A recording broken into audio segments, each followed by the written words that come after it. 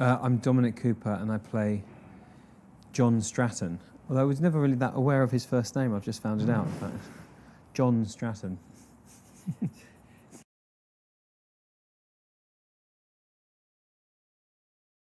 He is part of the special boat service, that's where we find out who he is, and his background is actually something that I loved about the script is that there's a huge amount of action in it, but you do get to find quite a bit out about the man behind the so-called hero.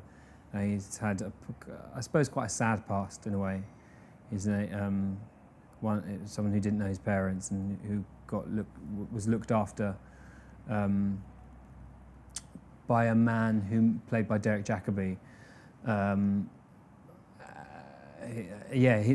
his parenting really, who got him into boats and living on the water, and then it seemed like the perfect progression to that lifestyle, and got into the special boat service.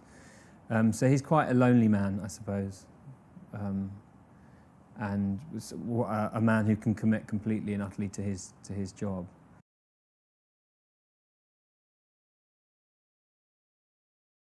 He's just a great teacher. He's an extraordinarily hard worker. So a majority of the very technical stunt sequences he'd already laid out and filmed. He obviously enjoys film. He loves film, so he himself makes, with his stunt guys,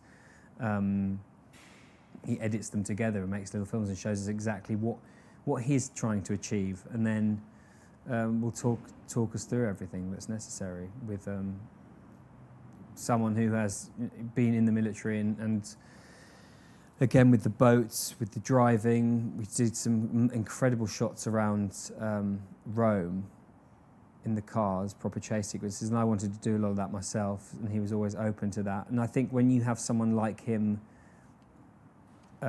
trusting you immediately, your confidence grows, and you are prepared to do more, take not risks, but for example, having done not a great deal of abseiling, get onto a balcony next to the Pantheon in Rome and climb down a wall however many feet high, and then that's because you trust them. Then they would never do anything that they would think would worry you or make you do less of a performance.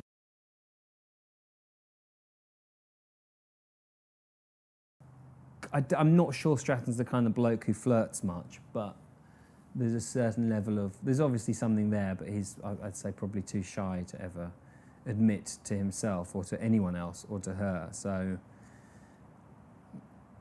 but it becomes more and more apparent that there is something, and I think she gets very concerned when they're out, because we're in constant communication with base, where she is. And so I think you sort of live through her, the panic and worry of what's about to happen or what could possibly happen to either Hank, Marty or Stratton when we're out in the field.